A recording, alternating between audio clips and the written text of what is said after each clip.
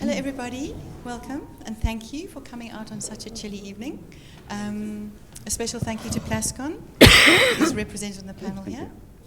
I think it's actually apt that we are talking about housing on this very cold Cape Town day, because as we know, lots of people are gross in like shelter, so it's a very good conversation. Tonight's conversation is the final of 3 conversations that we've had over the last, under this title of Social Affordable Human Settlements. I wasn't sure what to, I've had so many, sort of making up what it is. But, and I think we started out with the intention of just, as a collective, looking at how we're doing, actually holding ourselves accountable. We talk about holding the city accountable, but we are the city, we're the citizens of the city. So I think that was our intention, was to, and we hope it's an iterative conversation. We hope to be carrying on every year in August. I think it's a good month to have a conversation about housing. So I think that's what, I think it's also to, hopefully, to celebrate our successes as well. Yeah, and I would like to introduce Khalied, who's going to be facilitating the panel discussion. Khalied is an urban designer and director of JAKUPA Architects and Urban Designers. He's been involved in the full suite of housing typologies that includes mass subsidized housing, bonded housing projects, restitution housing, as well as having a hands-on relationship with the informal housing sector. He's also contributed to SAPO's inclusionary housing policy and engaged, I think JAKUPA's engaged with various NGOs in all of their work, or most of their work, including Cork, some of their work. Okay. It's beginning to. And those, including Cork, DAG, Ndifuna, Ukwazi. So over to you, Khalied. Thank you very much, and welcome everybody, and welcome to the panelists. I'll get to them in a sec. Nicola handed me this heavy subject of housing, but she didn't do just the housing question. She put housing with equity and justice. And that makes the conversation very onerous, of course, but I'm expecting a lively debate amongst the panelists. Just to talk about the format of the evening, I'll try and set the scene a little bit. We'll ask some clarity in terms of where we are in the housing debate, what the issues are, and then I'll run through the panelists with some very heavy questions. So hopefully they're up for an awkward time.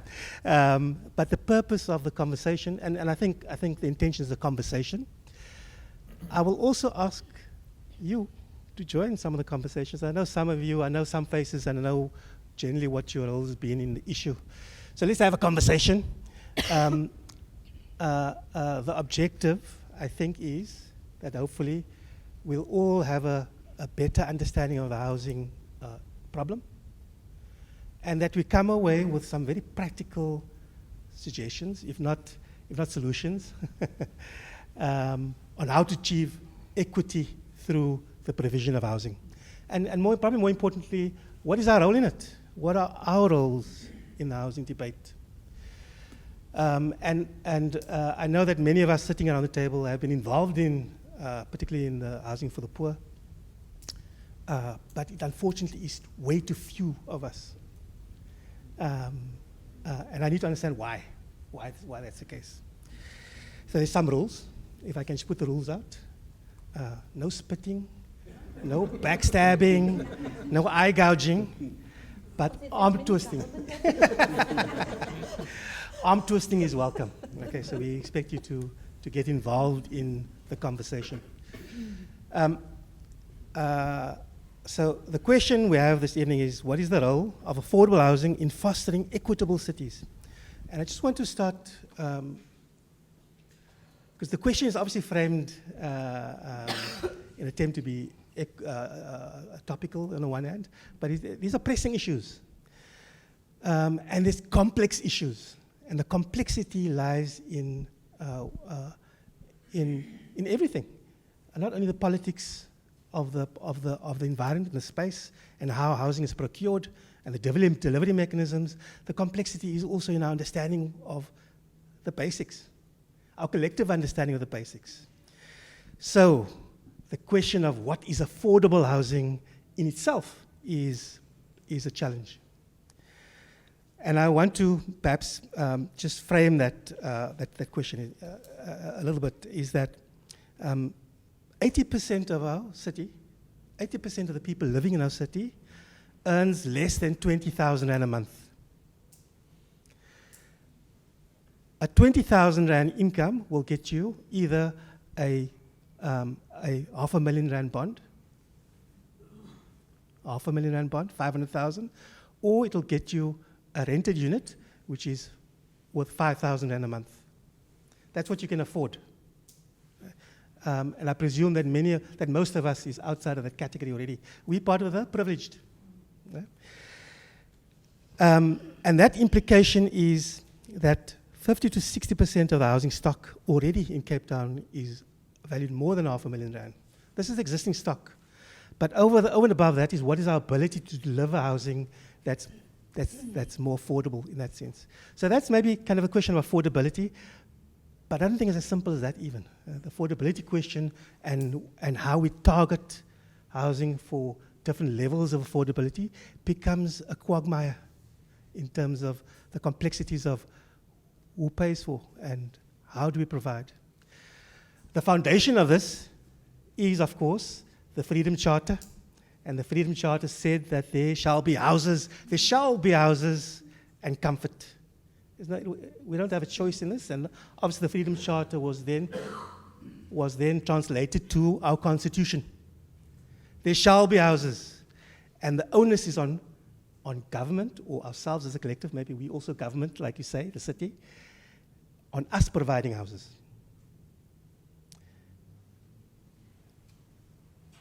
I just want to shift the conversation then on that note away from me and onto maybe Anthea, you sitting next to me, to ask the first question. And we're having a conversation, you guys are welcome to chip in, right? To ask the first question in your view. So let me first introduce Anthea. I have to sorry guys, I must get my notes out. Find the piece of paper. While you're thinking through that, while you're thinking of what is affordable housing is the question. The question is what is affordable? What is affordable housing? So Anthea Houston is the CEO of Communicare. She's a social enterprise providing affordable housing and discounted rental housing in Cape Town. She also uses the word affordable housing. Okay, so she knows. So Communicare owns a residential portfolio of over 3,300 apartments and uses an innovative funding model to get to deliver these houses. And she's got a long CV, of which I'm going to just say that at the moment she's in the process of delivering 15,000 new houses and apartments. So while you've had a chance to think about what is affordable housing, Anthea, can you please chip in there? Yeah, it's a sore topic, and I think that's the subject of a whole night's talk in our country, because I think there isn't a consensus view on what is affordable housing. So what I want to choose to do in answer to that question, we at Communicare, we are involved in the delivery of housing, and we're involved in the management of housing, specifically into the social housing and into the affordable housing market. So I want to describe what that means for us. But I'm very aware that that means other things to other people, including the people we target, to use the word target. So when we talk about social housing, we talk about what the government has legislated and codified in the Social Housing Act. We couldn't talk about that before 2008 because it didn't exist. So in that act at the moment, the target group is households with joint incomes between 1,850 Rand and 22,000 Rand on the other end. So I think that values just shifted at the start of the year. So it's quite a broad range, that social housing market. In our view, that social housing market is overlapping with the affordable housing market.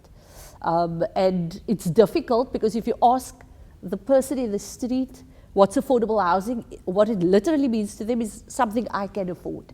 And that's anything, you know, that depends on whether they're earning nothing, whether they're working at ShopRite and earning, you know, 4,000 Rand, or whether they're earning 28,000 Rand somewhere. They're still looking for something they afford. 32,000 Rand, they're still looking for something. And in our city, they're struggling. So for us at Communicare, when we talk about delivering into the affordable housing space, and because we didn't want to deliver houses in camps by, or let's say Bishop's Court for 16 mil a pop.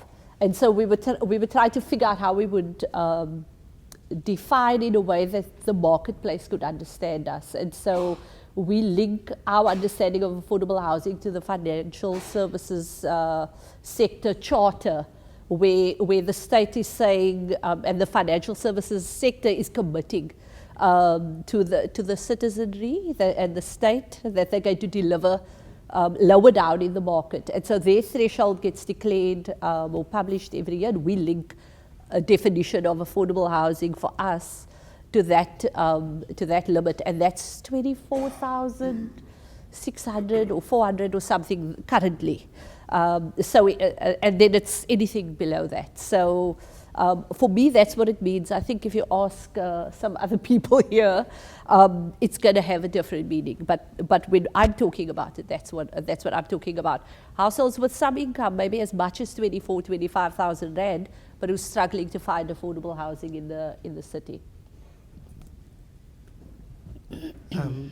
Thanks for that, Anthea. So affordability, in your sense, is relative to the income, is what you're saying, right?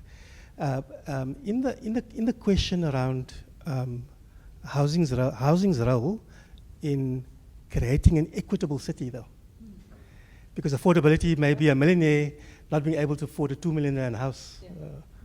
That is also an affordable question. In the context of this debate, I'm presuming we're talking about the poor. We're talking about the 80% of our population. Would you agree with that? I think. Well, I don't know if you're talking about the 80% of the population. Then you're not even talking about the entire social housing market. You're talking about people really at the bottom end of the market. And I'm not sure we must limit our discussion there, but we must include those folks we must keep them in front of mind. How do we deliver into that space? But generally, I think in our country, when you're talking about affordable housing, it's broader than that. Otherwise, I think we must talk about pro-poor housing, to be very clear, because a household earning 20,000 is not necessarily a poor household, but it's certainly a household struggling to find affordable housing. So I think one needs to make a distinction. I think when we're starting to talk about spatial equity, it's definitely about the poor. Because the other households will eventually hustle their way perhaps somewhere. But I think spatial equity needs to be orchestrated. If you're trying to deliver spatial equity, that's for the benefit of the majority of folks in our city, because that's not going to happen without intervention. Okay, so the next question is for Nigel. Just prepping you, Nigel. So just there is. I mean, I find in the conversations with colleagues, etc., for there to be confusion between what they mean by social housing, right? And I just want to clarify what it is. Social housing in our context means housing that's a rental model and they're subsidized. It is not all the housing, right? It's not all the housing for the poor. It is a very particular model of housing. There's also a confusion in terms of inclusion housing, what inclusion means. In our context, inclusion housing means that it's housing delivered by the market for the poorer sectors of our society. And we'll get to talk a little bit about that as well. We know what other subsidies are, sites and services, B&G. The difference between B&G and RDP, for example, they're the same thing. They just have different policies that drive them. There are other housing delivery mechanisms, which includes CPUs, or CRUs, and there's restitution, and there's a plethora of different delivery mechanisms. but the most common misconception, and hopefully we cleared it out today, amongst us at least, social housing refers to a rental model and a limited income band of people who achieve that, who was able to access that. Okay, Nigel, who delivers housing? Who delivers housing?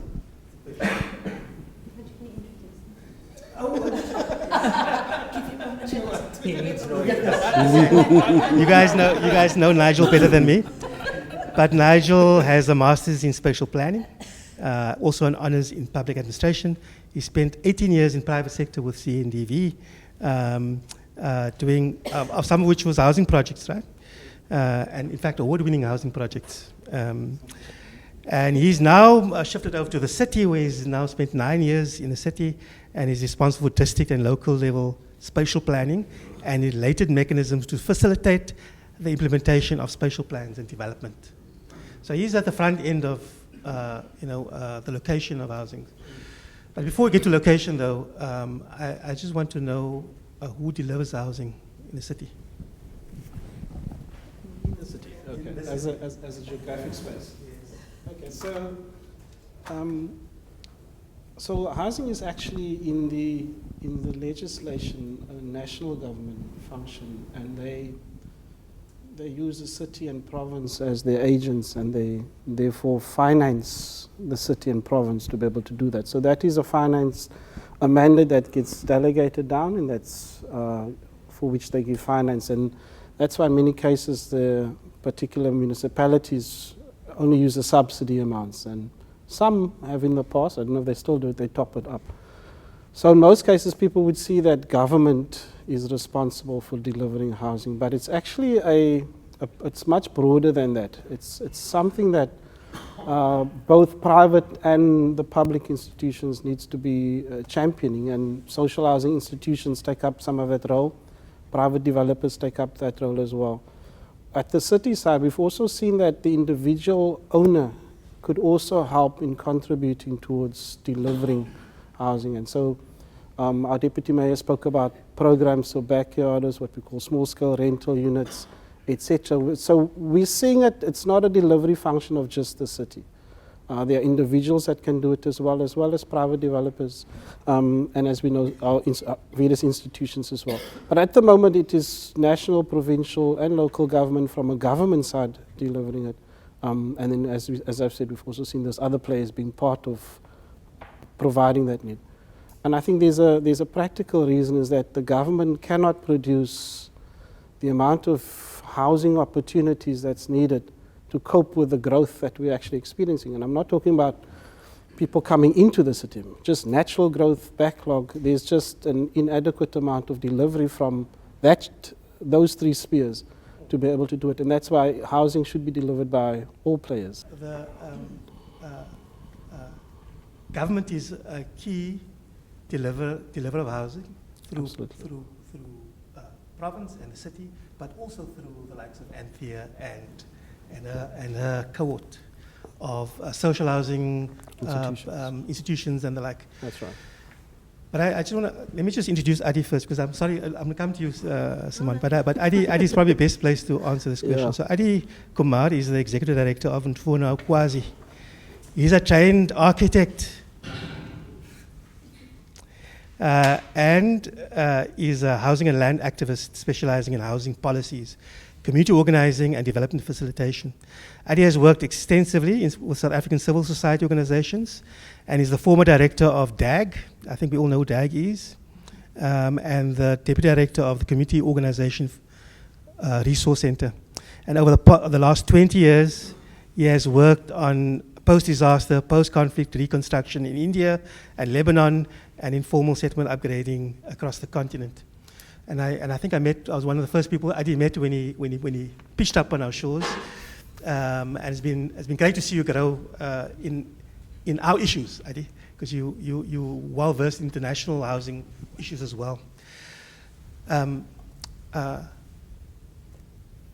If government is the one delivering housing, what do you call all the housing on the periphery of a city, the ones made of tin?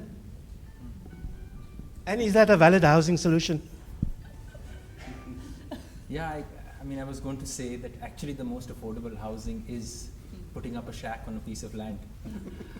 That, to be honest, is the highest production that's happening in this city. So maybe to kind of like tilt that conversation a little bit and stretch our imagination, not just what an affordable house is, but what a home means. So there was a big land occupation in Philippi, in Marikana, informal settlement a few years ago, and the city took that matter to court to try to get the people evicted. Interesting court papers, because the battle was about this idea of what is a home. And the judge asked this question, both of the occupiers and of the city, who decides what a home is? And ultimately the judgment was saying that if a person doesn't have the means and lives under a plastic sheet, then that is that person's home. And that we must understand that the reality of affordable housing and home is shaped by the nature of people's living and socioeconomic conditions. So to kind of try to, so I agree, kind of like from a policy perspective, absolutely you need kind of income benchmarks to determine like how you provide housing. But in kind of a more philosophical sense, affordable housing is whatever houses anybody who doesn't have a home. That is what affordable housing really is. So what the situation currently is that if somebody's earning like 4,500 rand living in Khalied, it actually doesn't make sense to be employed. Some of the people who've recently occupied land during COVID in some of these informal settlements, they don't find it viable to come to the CBD to work because you have to pay out of your pocket to actually survive your day-to-day expenses. So in some ways, it's a bit paradoxical, right? Because here you are in a situation and you've got some kind of employment, but actually it's not financially viable for you to work or be self-reliant in that sense. So I think that's where a lot of the kind of like trick lies. The last piece that I just want to mention on that thing is that this income as a benchmark for affordable housing is a bit misleading when you think about the debt that people are in. And if you look at the individual and household debt, I mean, what is it? The last figures in June were that 75% of our disposable income for an average South African goes to service debt. 75%. Now, how do you talk about like an income and benchmark and say 25% if it goes to rent, it's enough? I know from social housing institutions as well that lots of people battle to pay rent because there is so much other like historical debt, current debt, accumulated debt that people experience.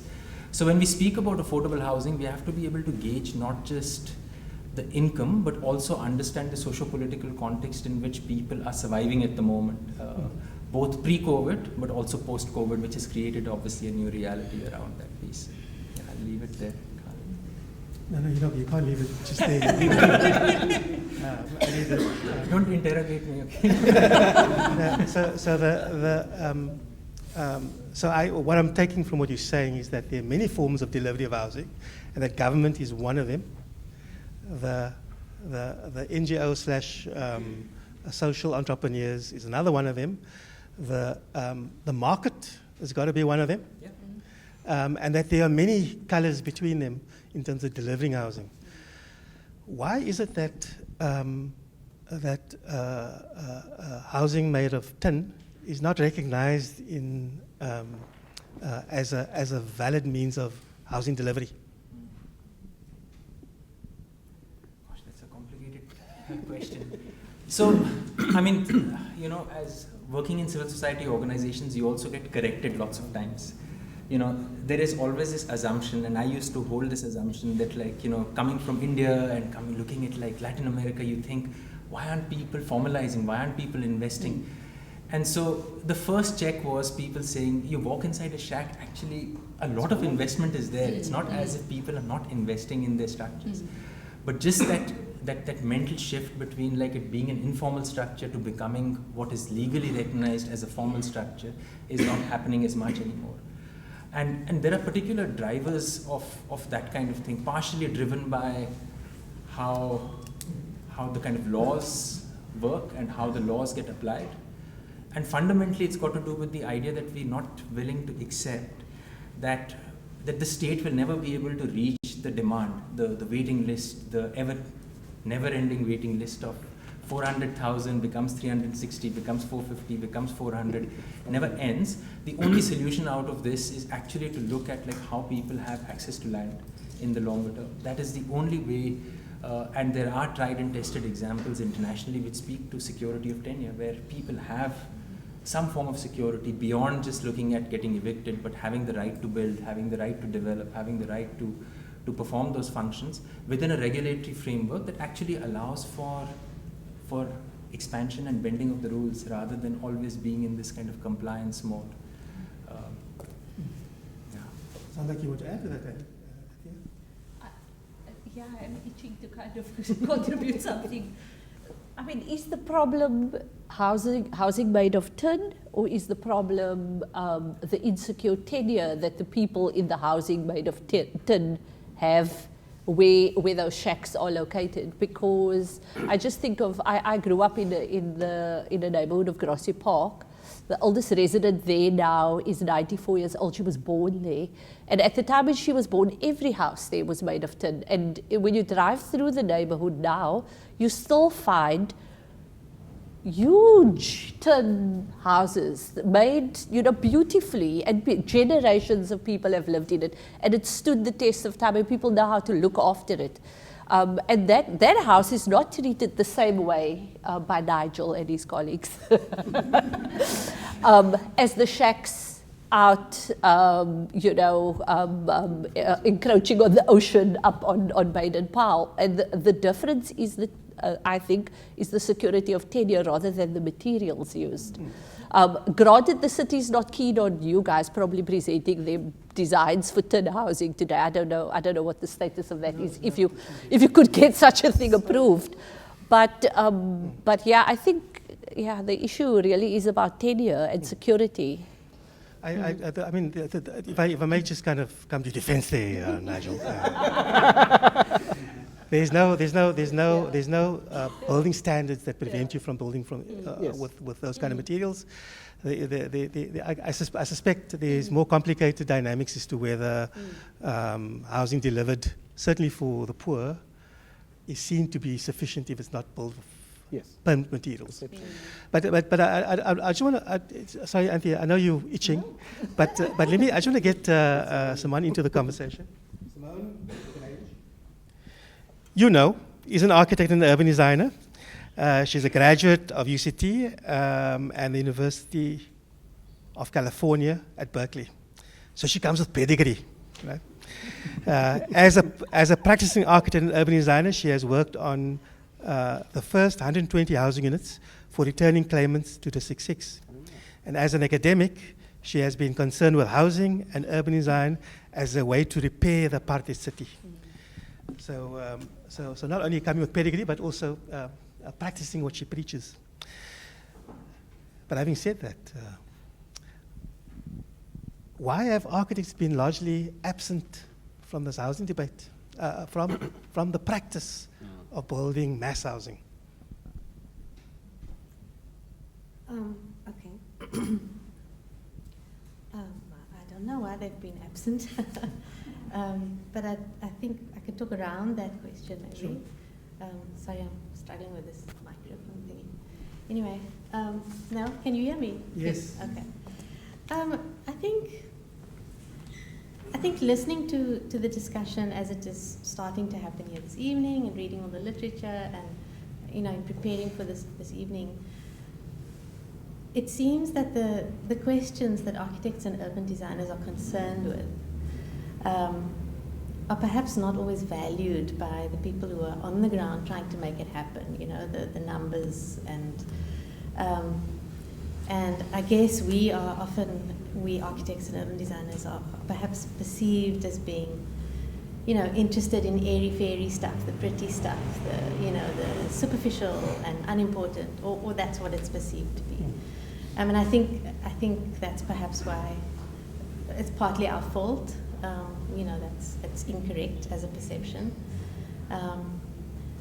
But it seems that the policies and what little I know of them, none of them really engage with architectural issues. They don't really engage with urban design. They engage with delivery models and funding models. And sure, anybody can design a shack and build it for themselves. And people have that ability. That's not to say that architects are not useful. We also have some ability. And I think it's really, it's really great that the Institute's doing this sort of annual program, hopefully annual, where we can start to come into the discussion. I'm not sure how, as an architect, one gets housing projects. I don't know how all that works from the city, from the government. Maybe if that was easier, we'd be more involved. I think universities, institutions of learning, architectural learning such, could definitely be more involved with the discussion on how, housing, affordable housing, urban design is part of the bigger question. So for me, I think we have a role to play in influencing policy in terms of policy that talks about architectural principles and urban design principles.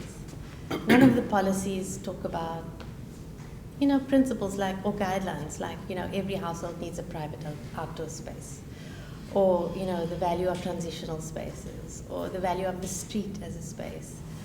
And as a result, the examples of social housing or affordable housing, whether it's done by Communicare or other social housing institutes that we see, they all kind of look the same, and they're all not so good. Sorry, but they have a big fence around them. They don't look very welcoming. They don't create good urban environments, and one wonders, what the other social problems might come from that. Well, what do you think about the quality of environments produced by informal settlements, versus the quality produced by designed subsidized housing projects? Well, I don't think those two have to be like polar opposites. There are many examples in the world of where the role of the architect or the designer is incremental, or it's piecemeal, or it's providing. If you look at Habraken, or if you look at Arabenia, or incremental housing, there are lots of in-betweens. It's not just, it's a spectrum. And I think there are many lessons to be learned from the informal settlements of ways in which they occupy the landscape and they make place. But very often there are other problems like, services, and fire is a problem. And let's talk about services, because that's a good segue into introducing our sponsor. Check me do this, I'm a professional. Herman Cup is from Plascon. The subsidy, Simone, is an interesting thing, right? The subsidy that pays for BNG housing dictates what professional fees are. So it lists the kinds of professions that is required, and the bulk of the professions is engineers. Architects, there's no space for architects till recently, where there's been a provision made for urban design in that subsidy. So the reason why certainly architects have been traditionally been absent from the BNG market or the sites and services, because there was no fees for them in the makeup of the subsidy. The bulk of the work, or the bulk of the subsidy, is actually going into the ground to pay for services, roads, and the like. About 160 to 180,000 rand is set aside for building top structure. That is it. And that implication means that what you can build as top structure gets highly stretched to achieve a 40 square meter building.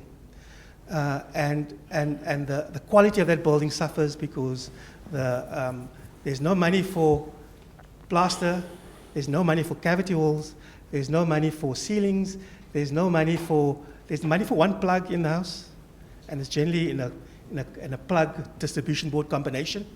When the architects do get involved, they're hamstrung by these provisions. Okay?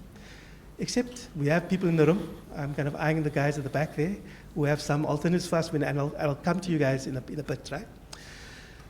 But for our Plascon guy, right, in the context of so much pressure being put on the costs of materials, the cost of construction work, particularly when it goes into subterranean infrastructure, how is Plascon making provision for providing a better quality house for you in this market? That's a very valid point, and thanks for having us here and allowing us to sponsor your events.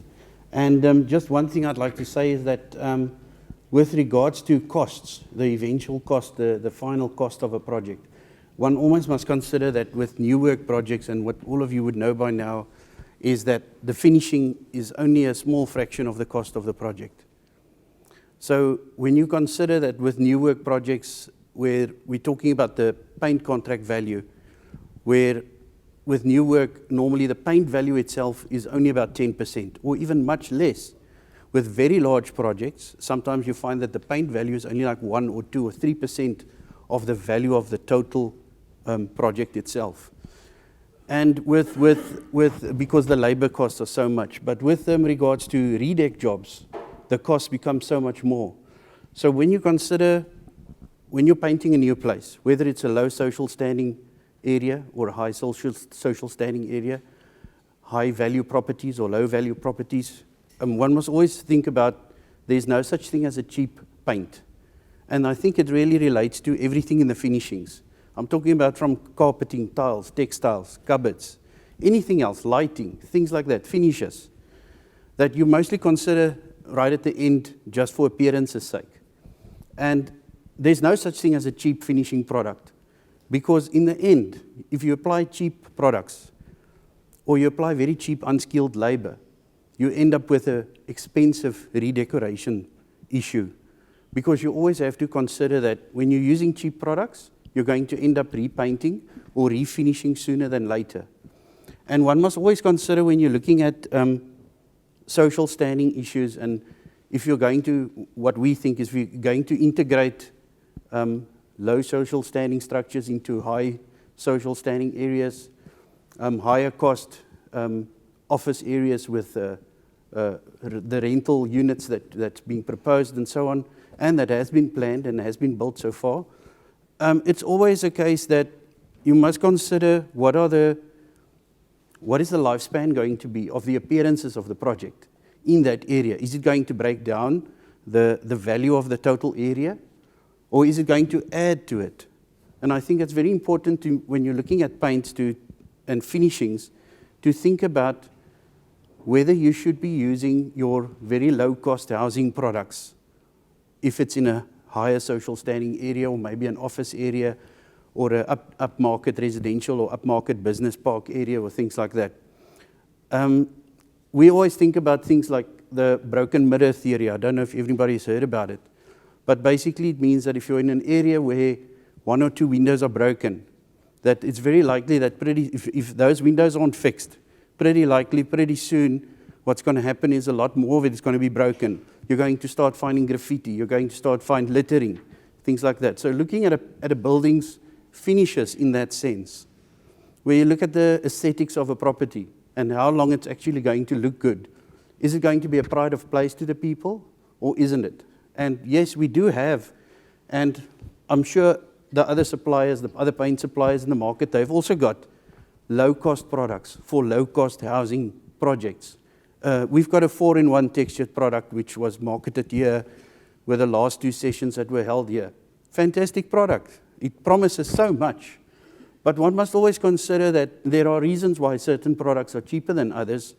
And if it's only going to be a small percentage of the actual cost of the project, to stay with to keep the pride of place, to keep the aesthetics, the appearances up for a lot longer, is to consider higher quality finishes rather than to go for the lower cost things. Can I then, in the context of that, Herman, put you on the spot and say, do we need paint on a PNG house?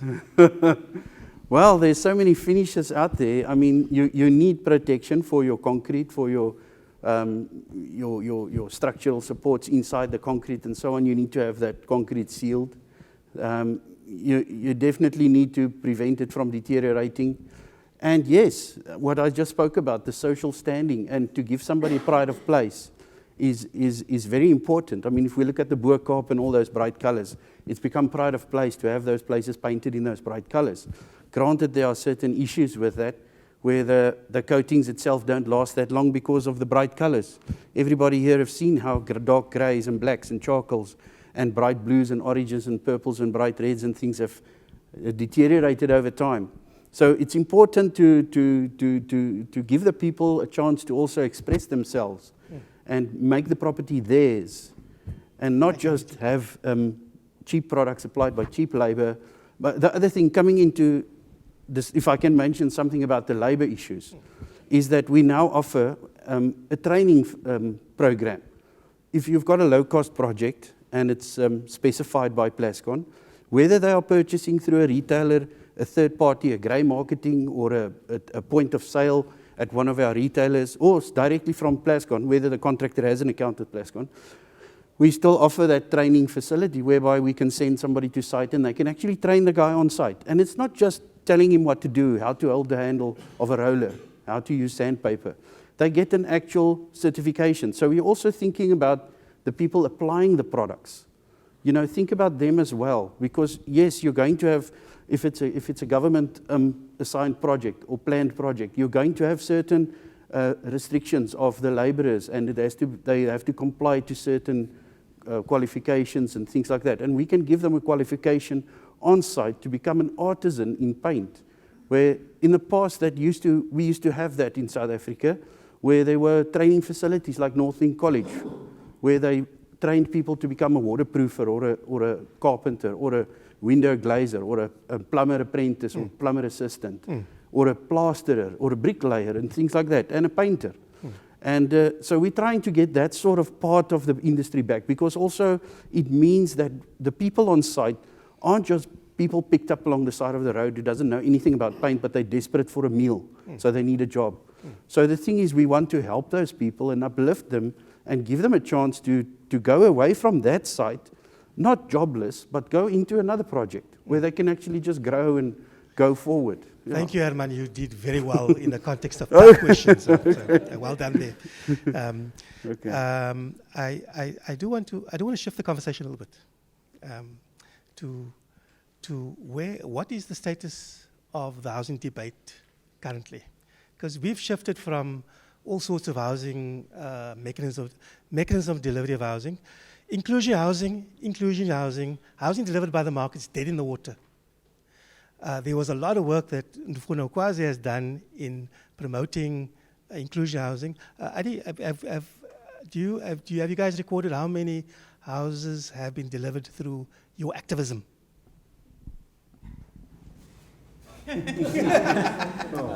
No, so I think it's a bit of a, so look, the biggest critique of the inclusionary housing process obviously is, it's piddling in the margins, even with all the objections process, what has it led to? But I think that is a misnomer, Khalied. I don't think the only gauge for inclusionary housing should be just the number of units that it's produced. I think it has shifted fundamentally the way we think that the state cannot intervene in the market. I think that is an important debate. I mean, you mentioned it yourself, like 80% of the people earn less than 20,000 Rand. The average sale price of a house in Cape Town or an apartment is 1.2 million Rand. Who's going to afford that? So unless we do something about it, we're going to keep pushing people out into the periphery, and that just isn't a choice, because we're seeing what is happening with landlessness and homelessness on our streets now, that people are actually in such dire situations that they're occupying streets and pavements and so on. So there were 14 objections that went to the Municipal Planning Tribunal, which amounts to close to about like 500 or 550 odd units that were stipulated by either voluntary contributions by developers or mandated by the Municipal Planning Tribunal to do that kind of work. So we're in the process of writing all of this up. But I think the gauge has to be fundamentally about what interventions can we do in a market that does not allow for any kind of affordable housing, because you're hamstrung by the only pieces of land that are sitting with the state, which moves very slowly. So you guys have shifted policy. or starting to shift policy? Which, hopefully shifting practice. So, okay, so I'm here to ask tough questions, right? Yes, yes. Come through. Okay, come have a seat. I'll grill you in a second. So how's it? Welcome. I'm saved. Okay, let me shift the pressure. Let me shift the pressure, Adi, because in terms of the delivery of the lower end of the market, we understand that there's two actors. The one actor is people themselves building their own houses, and the second actor is government, right? And government behaves through policy, or act through policy. And I'm hearing from you that there's been some shifts. Nigel, why doesn't the city have an inclusion housing policy yet? So there's been, so the city has been working on the policy. There's been, it's undergoing quite a bit of research in terms of how best to produce the policy. We've looked at other policies like City of Joburg in South Africa and elsewhere. Not quite happy with where they have taken their policy to, and so that has essentially been the position around where we are in terms of our policy. We've also engaged with developers forum in terms of how best it should be tabled. So what we're doing is trying to understand if the policy is introduced, what the effects it will have, that it will have the right effects, and also to set that up. So it's just been a long incoming. So it's not that the city is not attempting it or not wanting it, but it's just been a process of drafting it and getting it there to be able to come out. Okay, I was party to some of those workshops many years ago, so it seems like it's taking a bit longer than we hoped. But having said that, we had the deputy mayor here presenting, I think 2 weeks ago or so, a shift in policy, which is around how the city manages micro developments, which Lunga will tell us in a bit about.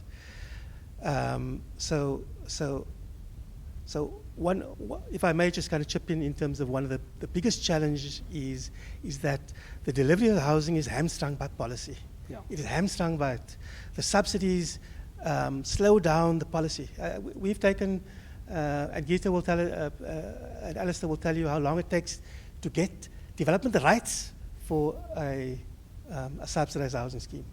And it's not unheard of for it to take 10, 12 years just to get the rights in place before you even get to site. The project that Gita and ourselves have been appointed to, sort of a broader project, we've only managed to put pipes in the ground from 2016 to now. Civil engineering has taken over the budgets of delivering housing. So I was going to point a place with this. Part of that policy planning, part of that policy process is the planning processes that goes with it, right?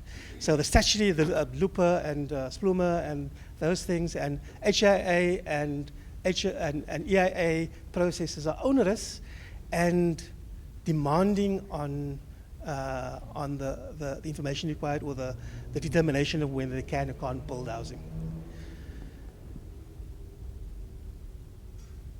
And it takes way too long because the issues or the concerns has changed, has shifted in a 10-year time span. You know, what was needed initially is definitely not the right thing, or definitely different to a 10-year time frame. So what interests me really deeply is this new policy on managing Lunga's work as opposed to dealing with a whip and a stick, which is how policy normally is managed. Can you just tell us what that new mechanism is and whether this is a sign of a change in the way the city intends to plan generally? So what the city is doing, I'm not quite sure if it's a policy or if it's just a mechanism to help improve it, is to see how we can facilitate micro developers, small scale developers to be able to use properties in a much faster way to be able to develop them. So the ideas is of identifying areas that could likely be areas that gets designated as an overlay zone area. And what an overlay zone does, it provides another layer of zoning over your existing zones, which could in some ways either restrict or enhance rights and opportunities. So that's part of, so the overlay would help to give, so that you don't have to go do rezonings and etc. So that would, as a blanket, provide the identified areas with the right, let's call it the basket of rights for the development. Then what the city also wants to do is to facilitate with building plans processes as well as advice to the individual who comes and says, listen, I want to take my property and build 10 units on it. Can I do it? I'm in the zone, so what ideas have you got for architectural help, etc., which may be counter to what you were doing. So that's the second part that we're trying to do, is to see with building plans, let's say a typical Westridge house. If Westridge was to be the area, what are your design options for Westridge? Is there a typical plan that you can give a potential developer that could take that into 3, 4, or 5 additional units on the property? Added to that is also obviously help with identifying for provision of services, that we're trying to see how do we spec our new developments so that it can allow for at least 3 units on a property. The size of the pipe, which is obviously the most, for instance, the simplest thing to do at the start and save you a lot of costs at the end. So we're trying to see how we can facilitate those opportunities, knowing that if each of our SR1 housing owners was to develop 2 or 3 additional units on their properties, we would do a big impact in terms of backlogs of housing as a city, without the city as an organization doing a single thing. You would help quite immensely. So that's part of that process that the Deputy Mayor spoke about, is how do you start facilitating that for individuals that we identify at the moment. Thanks, Nigel. I do want to just bring Lunga into the conversation. Lunga is an entrepreneur, a recent graduate from CPUT, studying architecture. Welcome, Lunga. Can you just tell us what you do? Okay. Good evening, everyone. My name is Lunga. So after 2019, I graduated at CPUT. And during the COVID-19 outbreak, a lot of people got laid off from work. And some people in the townships, when they got their severance packages from work, they decided to develop their properties as a way of generating an income that is steady, because everyone was just, most of the people actually were homeless, and some of them were actually just had no work. So what I did was to advertise my skill and capability as to how I can help them. And from there on, what I do grew by form of word of mouth. So people will tell the next person that this guy does this, and then the next person will go on and tell so forth and so on. So up to this day, I've completed 17 projects within Khalied, Guguletu, and Delft. And these people are actually just looking for a place to, just a roof over their head. That's what they say when I actually engage with them in a meeting. We just need a roof over our head. We want nothing fancy, just a basic ablutions block and a place to sleep. But when I try to involve the architectural process with them of design and taking them through that whole process, to them it's like I'm speaking Mandarin, and I have to just build a physical model for them to actually see where I'm trying to go with this. So it's also been a learning curve for me as well these past 3 years. And if anyone has questions. I've got 2 questions. Yeah. No, I'm going to ask questions. We'll get them to ask later. But there's 2 questions. Who finances these projects that you build? Okay.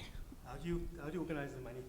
Okay, so the big spenders when it comes to these projects are the taxi owners, because they can afford it. So what they're doing in Khalied and Guguletu, they're purchasing properties and above market value, and then they develop it and build on it. So they are the ones that are actually the big spenders, and they usually tell you that stick to the budget, this is what I want, nothing more, nothing less, and you have to just try and be creative within those confines. Yeah. And then the last angle to that. Okay. The secondary question to that is, do Do you submit building plans? Yes, I do. Yes, I do. Yes, I do. Yes, I do. Yes, I do. So I presume you get building plans approved before you start construction? If in most projects, actually, I would wait for the case ID number to come back. And then I would tell the client, okay, this is where we are now. If you start working, I'm pulling myself away from this. But if you start working, you have this case ID number that you can present to a building inspector and present the plans to them. But anything other than that, if you need something to be rezoned or anything else, then that's a whole different story. But I usually do apply and submit building plans. But the city of Cape Town takes forever to get them approved or get anything. Give me a sense, how long? Okay, let me give you an example. I did a boundary wall for a client in Charlesville about 2 years ago. I'm still waiting for approval to this day. Just a boundary wall. I ask these questions pointedly, Lunga, because it does reflect. In fact, your development process is not unlike a private sector developer. That don't wait for approved building plans. They just different means of achieving the same thing, right?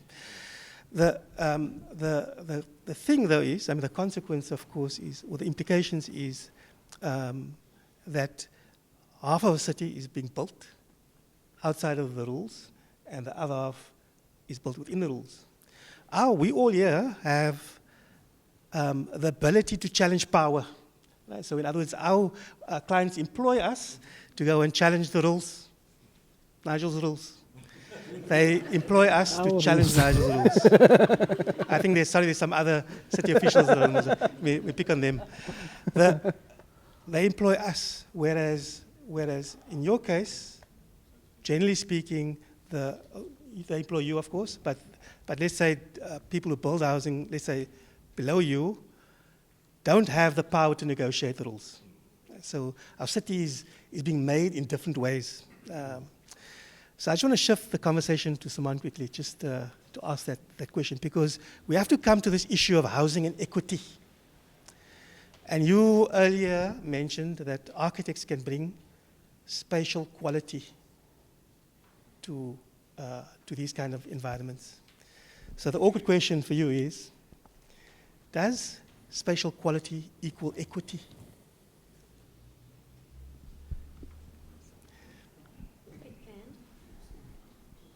Certainly can work towards equity. And what do we mean by spatial equity? First of all, and we first need to unpack that, I think. Then we're talking about, a dignified way of living, dignified home. We're talking about access to opportunity, access to transport. I think spatial equity means that more people have equal access to more things. And what was your first question?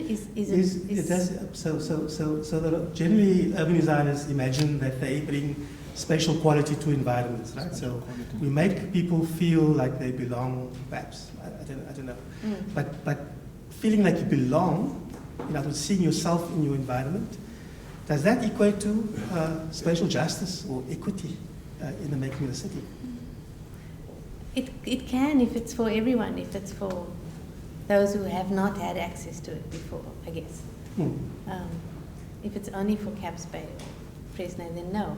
But if it is for the majority of the population, then I do believe it can. Matthew wants to chip in. Well, I put my hand up and say, yeah, I will own up to say, yes, I'm looking at this from an urban design perspective. But part of what we try to do, I believe, is that this is not how to design a computer chip. This is to do something that has been part of humanity since we've existed in cities. Okay, so this is not new stuff. So there's two things that we should firstly look at is how has this been handled throughout history, okay, and how has this been handled in other places of the world, okay, currently.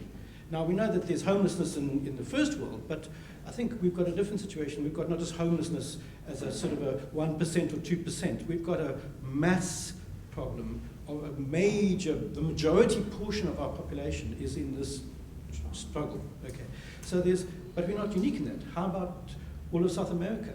So this is one of the questions that I want to ask you: is how come is it that in South America they typically build informally with masonry, which I have seen can be upgraded, while we typically don't? And the reason why I ask it is because it's always occurred to me that if we go, and I've said this before, but if we go to, go look at these travel brochures, that it's typically housing done in feudal times without subsidy.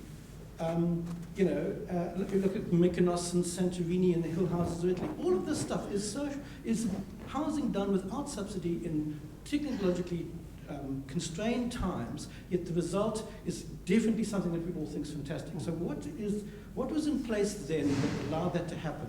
And what's not in place now that's stopping that happening in our My question is a bit different, though. And my question is different. And thanks for chipping in.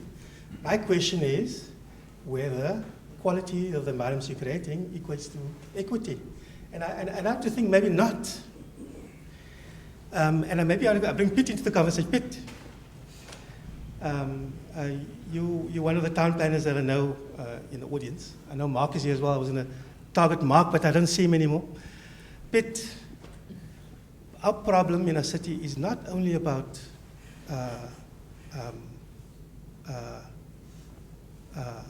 quality of the environment, it's a structural problem, isn't it? We have a structural problem in how our city is organized. So if we are only doing acupuncture interventions that is glorious in terms of its urban design, makeup and form, etc., and makes great quality environments, are we bringing equity into our city through our set of skills? You didn't give them a chance to answer. I want to broaden the conversation a bit, seeing that you give us the opportunity in that.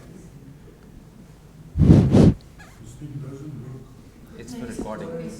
Talking to It's for recording. No, it's just for recording. It's just oh, I see.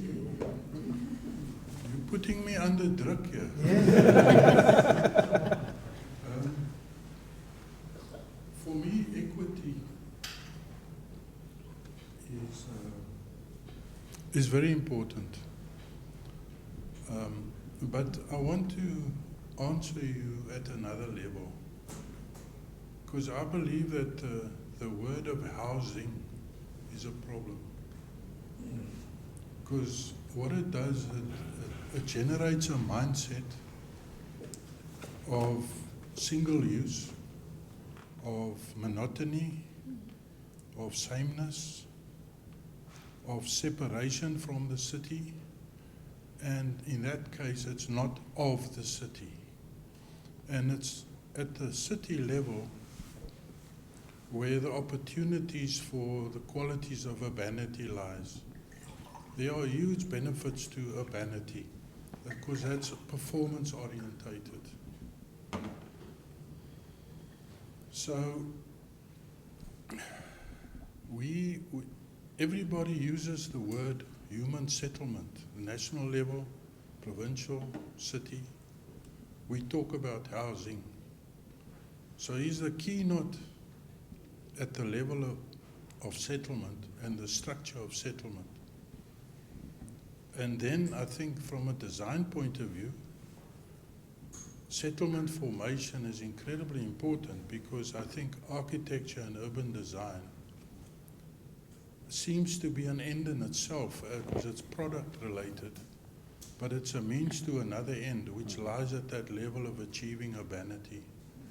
And the city has to be properly structured from a public perspective, so you can decide whether you want to be part of the action or whether you want to be a bit more private and go into a secluded zone and so on. So I think urban structure is an incredibly important concept. So I would like to suggest that the word housing is replaced by living, affordable living, because that, has to do with access to opportunities, economic opportunities. And it's about the idea of shop house, where you manufacture and trade on the ground floor and you live upstairs. Social housing doesn't allow that. Affordable housing doesn't think like that because the zoning scheme don't allow it. But that's where the opportunities lie. So that idea of economic opportunities in its smallest form is incredibly important. That also includes urban agricultural living, where you, within 3 or square meters, you can plant things, be able to sell it from your property onto the street. And by the way, the poorer that people are, the more important is public space, because that's your living room. And the smaller your unit, you sleep and cook, but the public space is incredibly important. And that's where a lot of effort needs to go. So where public space upgrading takes place is informed by urban structure, but not in an engineering way. It's not about the hierarchy of roads.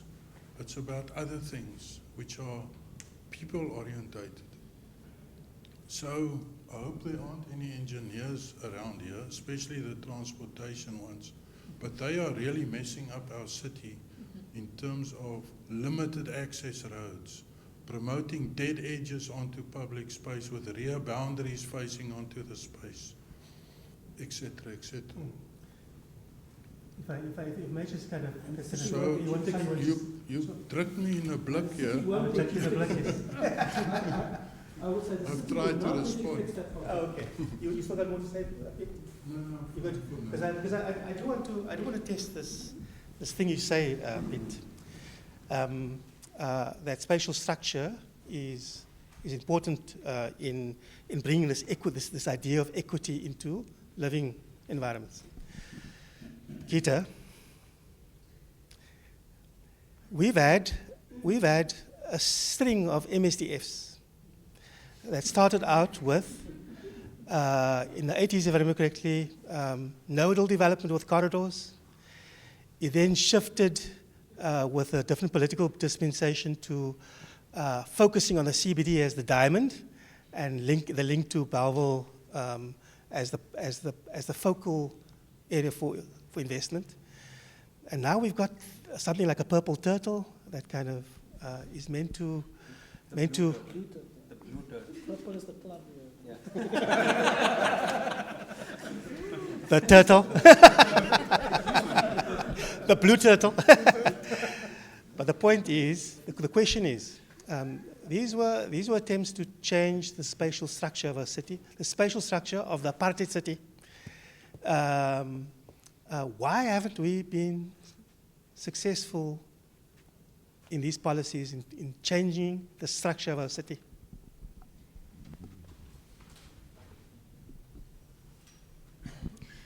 I think the city and the province have not really understood the sheer pace of urbanization and how it has outpaced our planning right from the year dot. So I served on the Provincial Housing Council when the first new government came into place. The projects they were approving were designed by engineers, and they did try to rapidly roll out developments, but what they did was they introduced lower grades of services. So in a place like Dunoon, which is designed for 3,500 households, immediately there were 3 or 4 or 5 shacks that occupied the backyards. And that was never factored in. So today there are Eskom vehicles driving around dealing with the blowouts every day. So what's happening is that our government is investing a huge amount of money in reactive expenditure at the level of health, at the level of education, at the level of crime, violence, and just sheer breakdowns in many, many of these areas.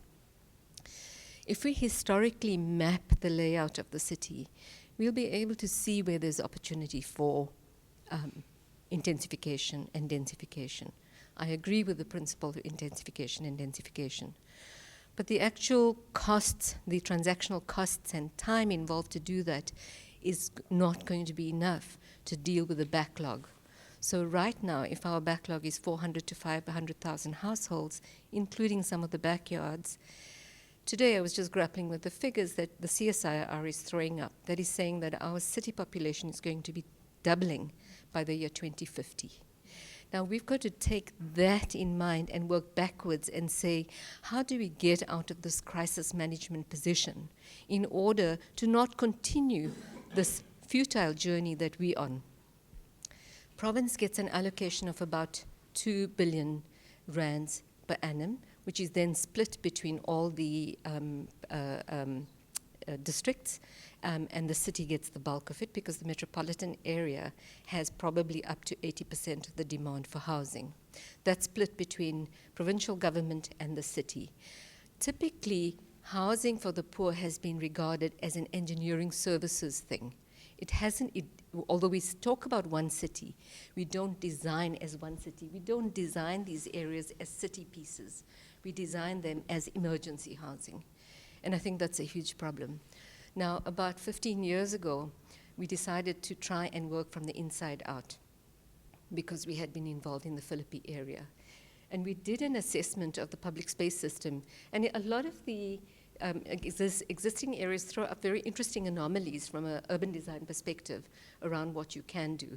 So we discovered that, in fact, where the space exists, where you can begin to intervene to bring in some of the underservicing that is prevalent in these areas, is actually where the school sites are. And in Philippi, in Kosovo and Samora Machel, there's a spine of these facilities. I structured an NGO, I raised the capital, we worked with all the schools, we prepared all of the work, and the city turned it down. The community in Kosovo secured a site which a developer had used in order to build the clinic, and he had to remove his container and his fence, and the community agreed to create a human chain to protect that site, which they protected for 3 years. We tried to buy that site from the city, and they said that we had to go through a tender process. So the city is what thwarts some of these kinds of things and their policies. It is insane. We were given a sliver of land in Lunga by the city, which was left over on one of the city projects under engineering services, and we were under appointment for innovative housing solutions. In 30 days, the shacks were removed. We were given a completely undeveloped site, which was 40 by 10, and we built 10 row houses in 30 days using the people on that site as paka housing using the emergency housing budget. And the city then came in and put in the services. So we've got to completely turn this on its head and rethink this. Similarly, in Sweet Homes, we took the budget that they had for emergency services and we built the units in quads so that they can still expand. So the solutions from a design point of view are there. Land is the issue, and the pace of approving these is the issue. In Dunoon, we've shown them the overlay zones. We've put it into a programmatic plan to roll out over 5 years and given them everything that they can to work with. I went to see the ex-mayor, and she said, oh, we're only doing MERPs, and all the urban upgrade that we do and the public space system we do through VPUU. Therefore, we can't support you. I had raised the capital to get some of that done, and they weren't willing to go for it. So it's a very sore subject, but I think we must look also to the future and anticipate that, and then ask ourselves, how do we tackle the land play? Because land is the biggest issue. If we did give people the land, they will upgrade.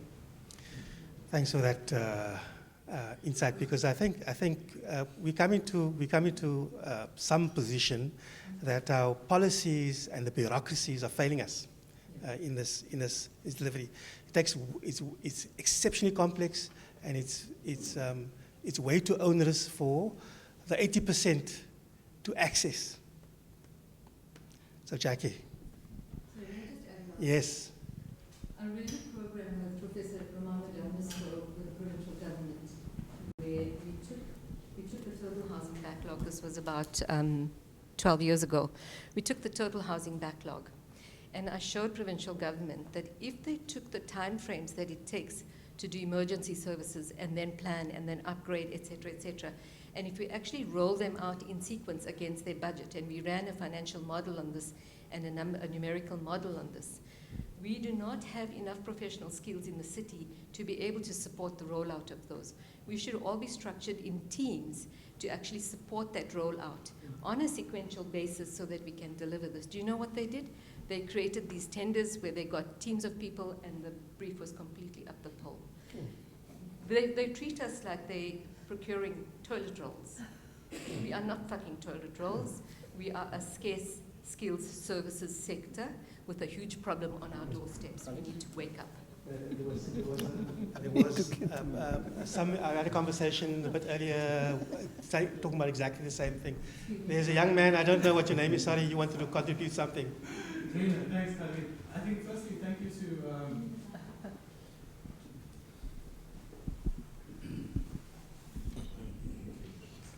firstly, thank you to SIFA for the engagement and the panel for their contributions. And just to add to the previous two speakers, and oh, sorry, Raina Mudley.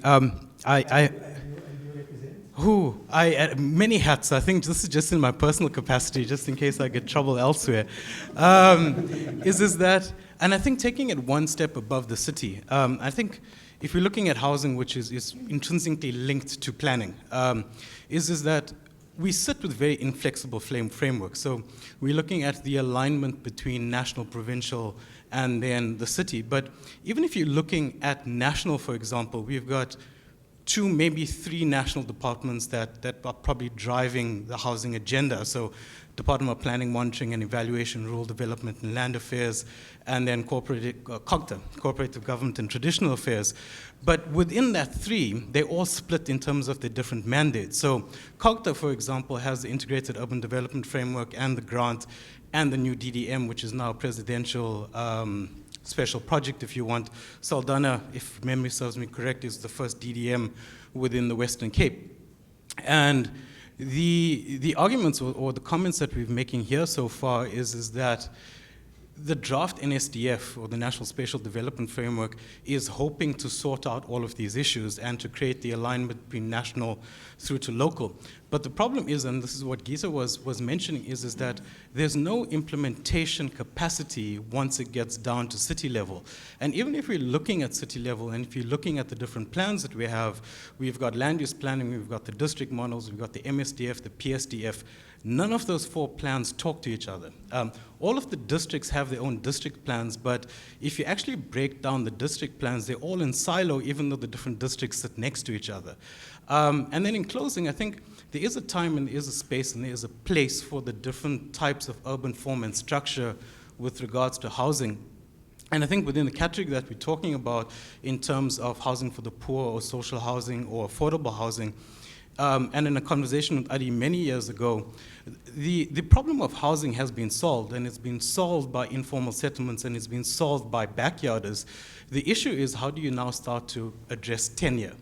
And if we're looking for equality within the spatial aspect, and we're now talking about spatial justice, social justice, and environmental justice, it comes down to land, and it comes down to where we're giving access to land.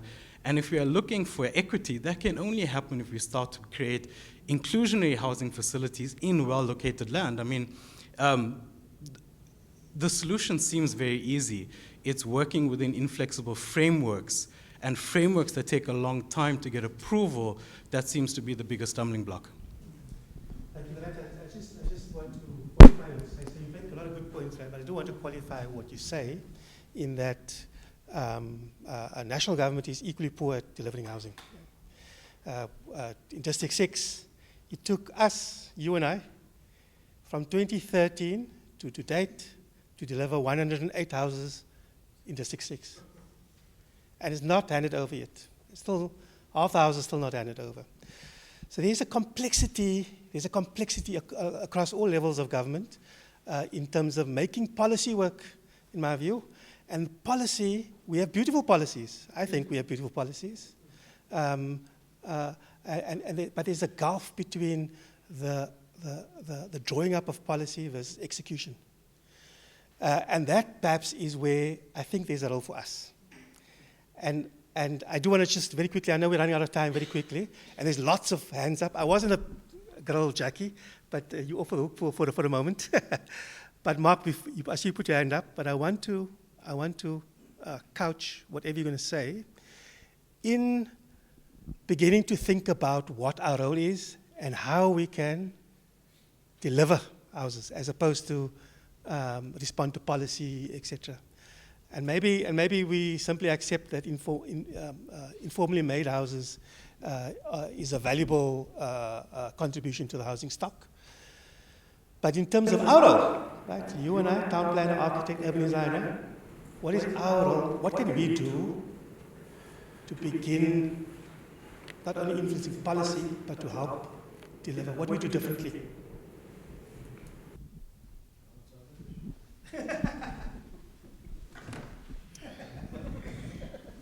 Thanks, Khalied. My name is Mark. I'm a planner. So I find it interesting, and I'm not going to answer your question because that's for clever people in the room. I find it interesting that we keep coming back to policy and framework and so forth, but I think, and you mentioned earlier about the role players and the actors in this whole game that we play. I think the biggest, in my view, and I'm a very small, limited view, I think the biggest impediment to changing things is a lot of times it's us. It's the neighbor whose house is going to be next to the new subsidized housing project. It's the person who lives in Elita Park who doesn't want the people from Nkanini to come live on the side. It's the people from in Fragmented who don't want outsiders here. So I think there's a lot of that, right? And I think that's the politics of the thing. And I think that when, and talk about, as a society, when we move away from that lager mentality, then perhaps we're going to see things improve. Then we come to the issue of what is housing and how does affordable housing contribute to a more equitable city? For me, the question there is, and we're talking about design and all those things, for me, the fundamental thing is, why, if housing is such as 500,000 people on the housing waiting list, that's the people we know on the waiting list, if it's such a big issue for our city and it's going to become a bigger issue over time, why are we even having situations where we have to apply to create accommodation? Why is that not a default? You know, I think the more we talk about individual or inclusion housing policies, how are we going to restructure the city? For me, those are academic debates. If we're serious about dealing with changing the city, and I think Anthea said it, then we need to really act on it, and we're not acting on it. So I think a lot of times policy, and coming back to the thing, and planning is generally there to protect those who have. It doesn't deal with the actual issues of the city. When it comes to what is our role, and for me personally, the discussions I have with people in communities, it's always about to what extent what we do and how we approach problems and issues makes it better for that person that's worse off than us. And even though it may not be aesthetically pleasing from the design, I actually don't care about that. I'm actually interested in, is it a place where somebody can lay their head in a secure place and live in, that is safe? It's not going to be so safe, structurally safe. I don't care if it looks ugly, actually. I come from the Cape Flats where, you know what, we're very pragmatic about things. So for me, those debates are less of an issue. If we really want to be serious about things, we have to make housing the default accommodation. I shouldn't have to apply to have multiple units. I shouldn't have to apply to have it in certain overlay areas, because very often the issues such as, now we're throwing a heritage overlay area onto it, not because we want to perhaps protect the heritage of the area, but maybe it's because we want to keep those other people out. You know, so I think those are for me, those are the real debates that I think we often shy away from because they make sometimes us comfortable, make us uncomfortable. I'm hoping that you're making everybody uncomfortable this evening, because I do want to. I'll come to you next. Just hang it to you, your question, your comment. But I put my mentor and teacher on the spot. Mark says we must throw our hands up in the air. I'm kind of twisting his words a bit. But that our role in the delivery of housing is simply to allow it to happen. Is that all we can do? As architects, town planners, urban designers in the room. I'm an architect. I have no claims to urban design experience or capability. My sole recent engagement on a broader scale had nothing to do with housing. It had to do with settlement on the Cape Flats, investigating water and the aquifer. And so, broadly speaking, what concerns me in the broader housing debate is appropriate places to settle and the issues that go with flooding, with aquifer abstraction, aquifer recharge. You know, the statistic that's quite amazing for a city that impinges on housing is that only 1/40th of water is above ground and the rest is underground.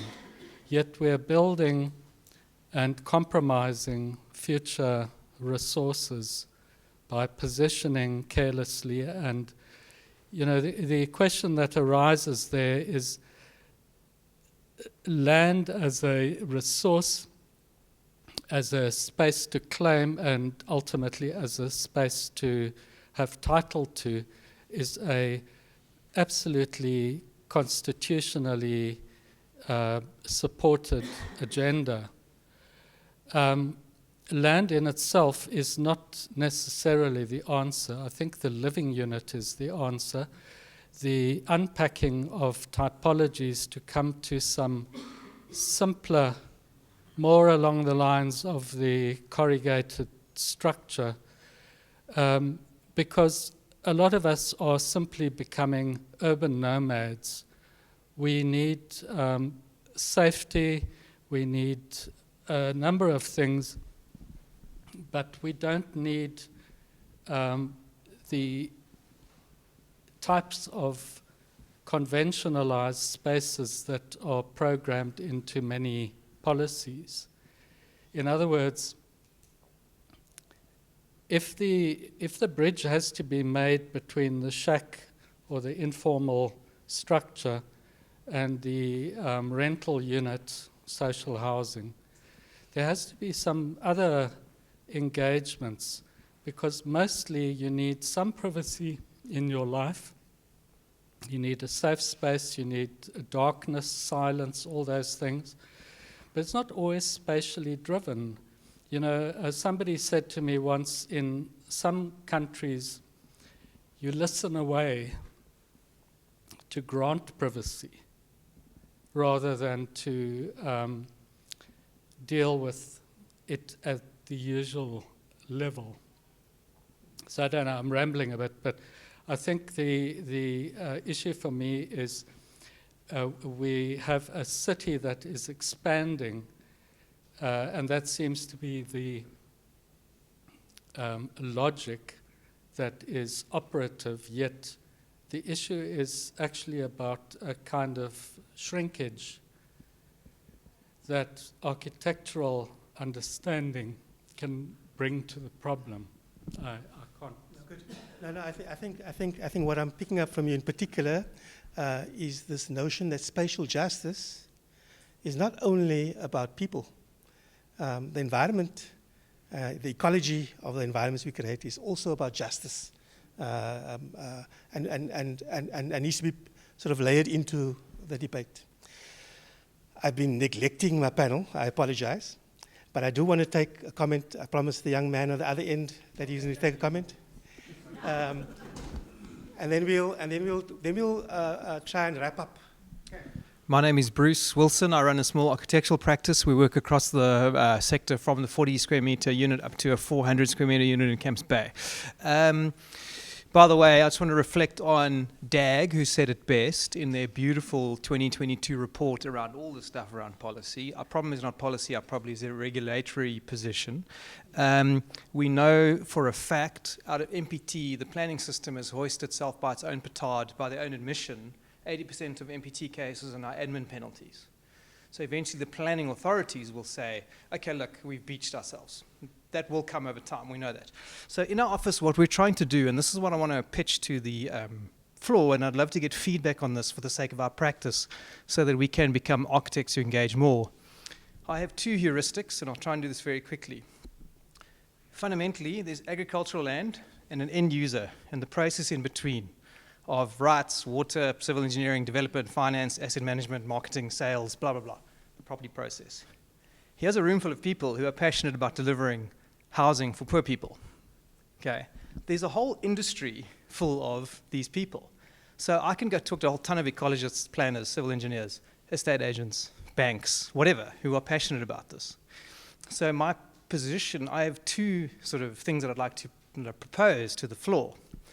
Is firstly, Nigel, we'll stop blaming you. In our office, we are saying 2023 is the year we don't blame government. Okay? We're going to sit here in 10 years' time and say, oh, let's have a panel discussion about policy. I mean, give me a break. At what point do we move on, right? So let's move on. That's my view. So I would like to present two things. The first one is to say it is very easy for us to corral a bunch of planners, heritage practitioners, water people, ecologists who will say, build there, build there, build there, don't build there, don't build there, don't build there. Flooding, roads, land use, heritage, whatever it might be. We can, amongst ourselves, scarce skills environments, access to land, absolutely right. And then I want to say, my biggest friction point is plan approval. Twice a week, I advise people, listen, I'll give you the citizens approach, build the damn thing. I will go with you to the SACAP tribunal and say, I built without plan approval because I care passionately about delivery. So as a bunch of practitioners, let's go to SACAP and say, revising the code of conduct. If it's less than 30 square meters with a front door and it's bona fide, we're doing it. Let's just give it a go. I mean, otherwise we're just going to get, I'm getting tired of this tedium, you know. So I'd like feedback on that because I am quite an activist at heart and I'm passionate about this and I do stuff without plan approval all the time. I will absolutely go to the SACAP tribunal. You can all report me now. So I think if we did that as a practicing community and saying we are a scarce skills community, everybody needs us, especially, you know. And again, it's not like we need the data. I've said enough. Thank you. And yes. Okay, so let's just structure this a little bit, Nigel. I know that you want to respond. I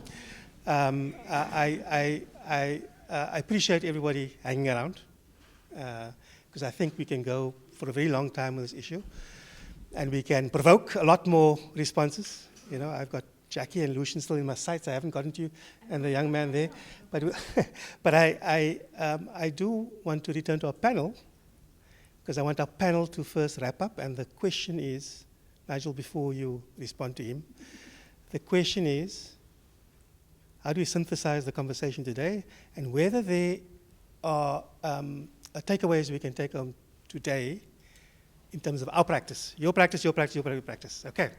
So let's start with Anthea, then we go to you, Nigel, and I'll then give my 5 cents at the end, if you don't mind. That's fine. I missed... Oh, sorry, you don't need it. Okay, sorry. I missed the young man, not so young's name earlier, but I think for me, the takeaway, my takeaway is with your takeaway. It's where is the energy to move, and let's just keep moving. I don't say... let's not critique, let's not make policy submissions, let's not advocate. We have to do those things. But at the same time, let that not be the reason for us not moving.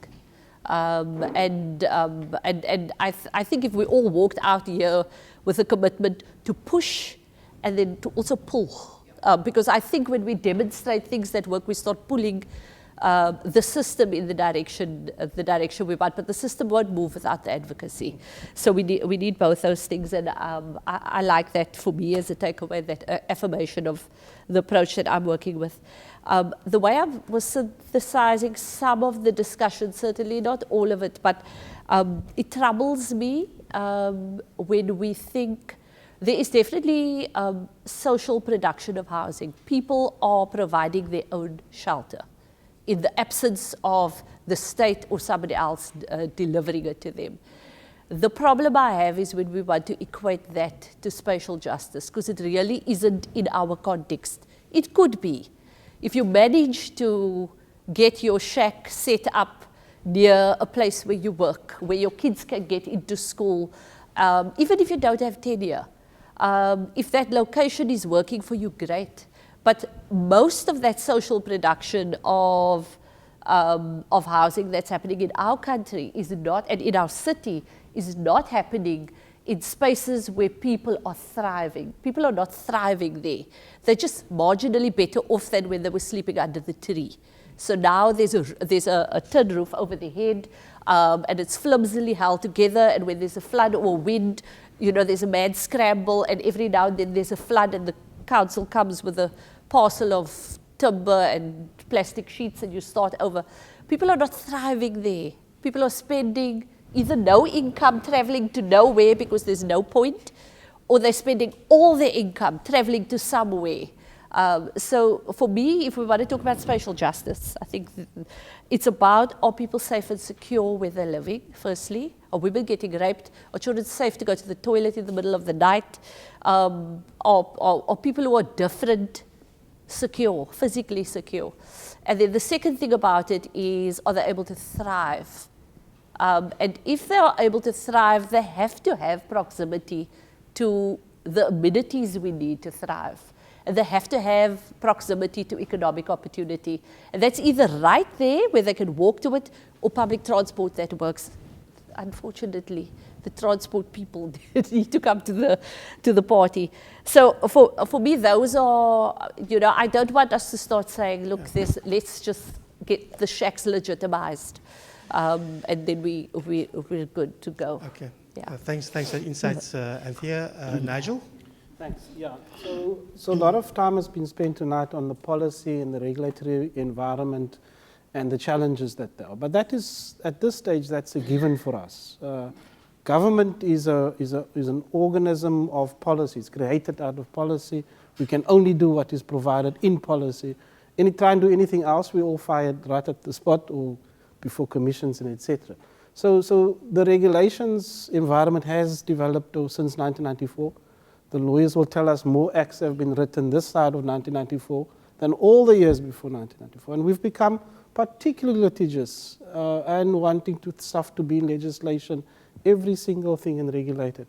So we are in that environment. So we need to find ways of either changing the legislation at the right level, because city can't change its supply chain legislation automatically, as an example, or find ways of operating within that to find a way of changing the opportunities within that. I like the way that Bruce has said something, which is what Marcus also said, is that aren't there other ways of us processing applications and building plans, etc.?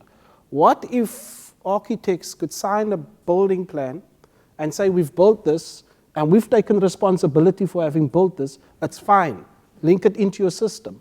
All of our architects work at the quality that it will go like that, and they're watching the developer so that we don't have to wait for the approvals.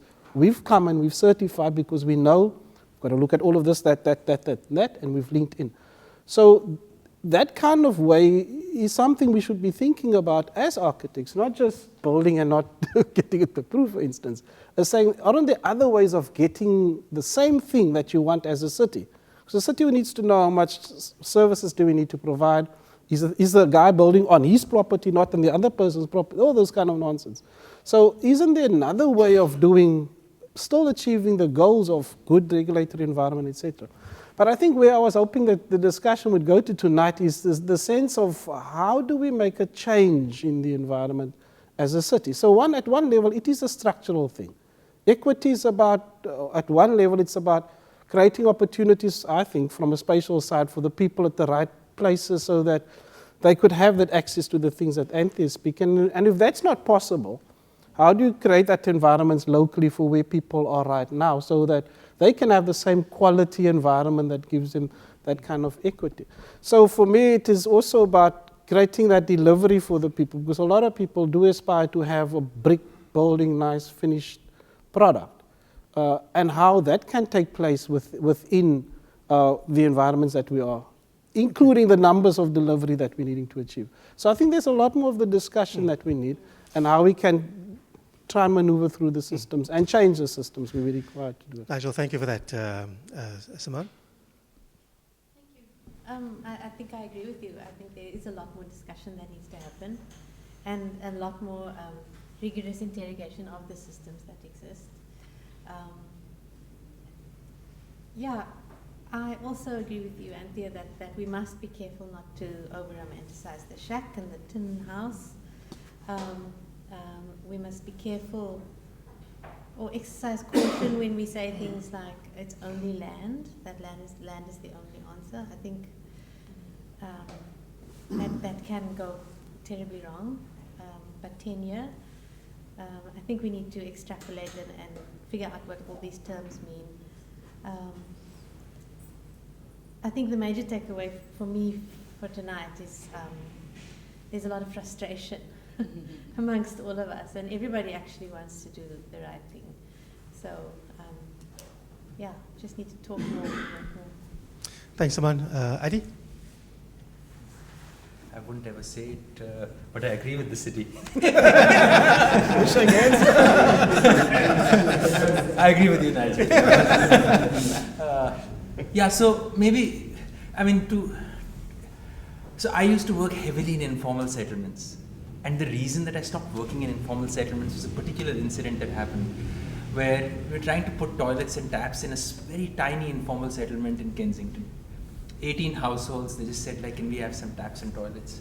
It took 18 months to procure a contractor to come out there to just put some pipes in. It was just absolutely maddening. So I think as a sector, like as an architect who used to work quite heavily on kind of like working with communities and trying to resolve these issues, you realize that actually the problem didn't sit there, because what you were doing was you were lying to people all the time. You were creating these expectations of saying, work with an architect, work with a planner, raise the imagination, raise the criteria, raise the expectation, but when the rubber has to hit the road, nothing happens, and it doesn't happen because the structural system. So for me, it lies in this kind of like messiness where some realities will be created and the shack is not the answer. There's no point in glorifying it. But at the same time, that is the reality that we're dealing with at the moment. The land question fundamentally has to be dealt with. There's no other question about it. I mean, when we have 3 parking garages, we're across from the parliament, that house about 600 cars on a daily basis. One right in front of Parliament, one right behind us. What the hell? Like really, you have to ask the question, why is this land more important for 200 provincial cars than for the 200 people that are living on the street right outside? So I think these are the kind of questions we have to raise, and I think this frustration is important. For those of you who've read The Art of Motorcycle Maintenance, frustration is the way of innovation. So I think the more frustrated we get, the more innovation will come out of it, and people will provoke, and not just us, I think, as professionals, but real people who have real issues will provoke this issue beyond what we can possibly imagine. Herman, you got 60 seconds. 60 seconds. No, I think it's very interesting for myself to sit here and listen to the professionals speak about these issues, and it's very important for us to accept our social responsibility and to act upon it as best as we could. And yeah, I just want to say again, thank you for having us here. And if there's anything that anybody would like to ask us, myself, my colleague Rudy here, or specifier in our company, you can contact us on our website. You can contact us directly after this discussion if you want to know anything further about it. But thank you very much. Herman, thank you for feeding us. We appreciate it. Lunga? Back to you, Nigel. Not picking on you. I need to know what your take is. Okay, yeah. I would say for the city to actually have an impact on this is to try and align yourself with provincial and national government, and also most importantly with street committees within the informal areas, because they are the ones that actually mobilize any form of change or development there. So that's my 2 cents on the matter for you. Thanks, Lunga. Pleasure. Guys, I've got the privilege of the mic, so I will have a few last words. I was approached by a colleague, you know the guy, who asked me, Khalied, how do you get involved in this project? Because he'd love to, but he works there, right? And I said, all you have to do is want to. And if you want to get involved, the opportunities open up to you. Right? So that's my first challenge, is that you need to understand that it's a problem that will affect you, and that you need to act. There are tools that exist, if I may add, for us to engage in this kind of context. In my view, time is an element of the planning process that hasn't been factored into how we plan. And time being that we imagine that we still in the day of doing master planning, where we fix decisions now that only gets executed in 10, 12 years' time. So if time is one of the components of how we plan, I believe we can perhaps effect change without being romanticized about it. The second comment that I think is that there are other tools like strategic structure planning, where we focus on the most important decisions in terms of providing the higher order infrastructure to support other people acting. And that implies that all the housing typologies has validity, and government needs to strive to deliver more, and so do we have to recognize informality and all the ranges of housing opportunities in between. That is my 5 cents. I guess it leaves a lot more room for debate. And Nicola, I suspect that there's a lot more opportunity to talk, and maybe if somebody else lead a conversation, it could be exploring other issues of the same debate. Nigel, it must be very short. Just one advert. The city is doing a building bylaw, which would come out for public comment, I suspect, within the next 6 months or so.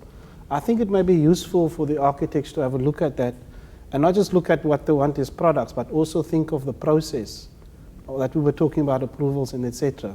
I think that would be a useful thing to start getting our hooks into. Okay, so I think, if I may, Nicola, agree on behalf of all of ourselves that we understand the problem hopefully a bit better now, and that we're going to get our hands dirty. Absolutely. Gita's going to have to be very short.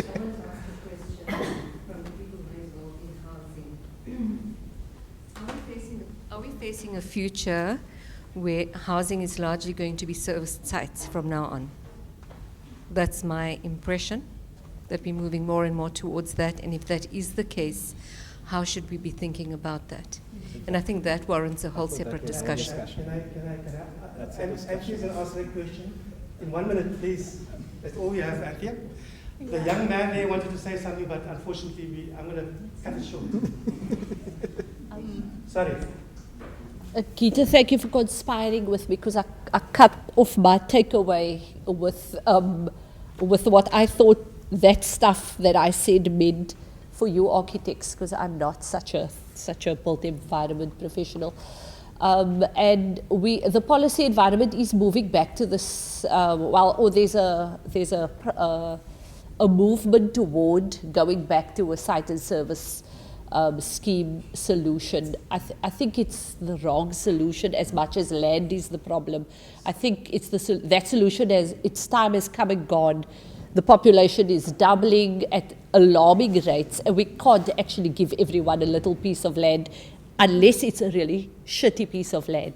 So I think the challenge for architects is that we're going to have to really use a lot of imagination for, if we have a tiny piece of land, how do we maximize what's happening on it? What kinds of materials, what kind of design, how do we optimize that in every possible way so that the greatest number of people, of households, can benefit, and not just with shelter, but somehow thrive. And I don't think we have enough examples in our country, in our city, of how to do that, but it's certainly been done elsewhere, and I think we need to let go of some of the ways we have delivered in the past, those built forms, and we're going to really have to start thinking out of the box if policy does go in that direction. Thank you. I'm grabbing the phone out of your hands. I give it to you. On that note, I do want to thank the panel for an excellent conversation and for stimulating our thinking around housing. Appreciate your effort. Thank you. And I want to thank you and actually ask you to please give up your day job. Yeah, I mean, I think we could just carry on every week. We could have conversations every week.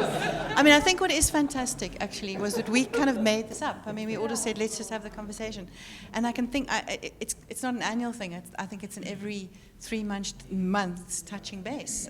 We could, it would be great to have you all back in 3 months' time or something, where we carry on. So thank you very much. I've got a small gift for all of you, and you're all invited to carry on talking downstairs and have something to eat. And yeah, thank you, Khalied. Yeah.